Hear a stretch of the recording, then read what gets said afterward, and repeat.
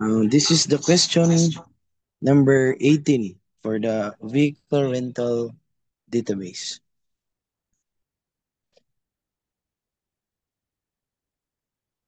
Atong pangitaon karon, like the question of number 18, retrieve the list of vehicle types with no active vehicles, include the type name and the total count at such types.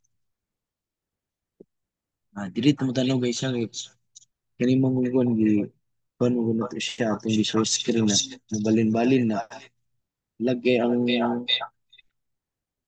laptop di ra ba niya to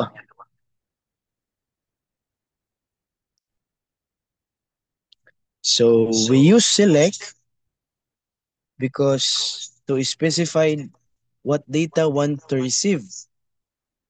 Parianing select.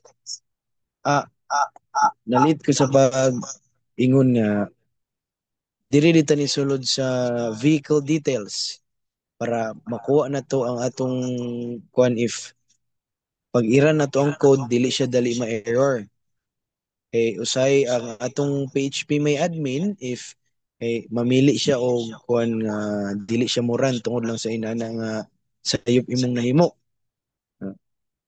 This V alias instance for vehicle. Okay, ang among make muni ang mga ngalan sa sakyanan. Select make column from the vehicles table alias as V. Kani. Which represent the vehicle manufacturer. We use count the number of rows returned from each group. Then as inactive vehicle count. Gamit ni namo para gamit ni nako para makalculate na to ang alias for better reliability. Para mabala na to siya nga pila gyud ang dili na active nga sakyanan o kanang active nga sakyanan. We use from like vehicle details. Sa akong gingon ganiya nga musulod ta sa vehicle details kay para dili mo kuha na tong code. Then nagamit din tag inner join para mo perform ang inner join para mo combine sa vehicle details o vehicle table. We use on vmake vd.vehicle type id. To join this condition, it specifies that the join should occur only when make in the vehicle table matches with vehicle type ID, like vehicle type ID.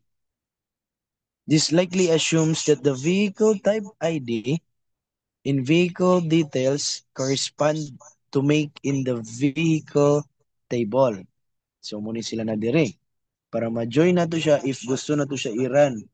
Pag-run na to ani karon makita na dayon ang sakyanan nga dili kayo ang mga daan nga sakyanan nga dili kay active or pen nang dili kay ga-rent bitaw.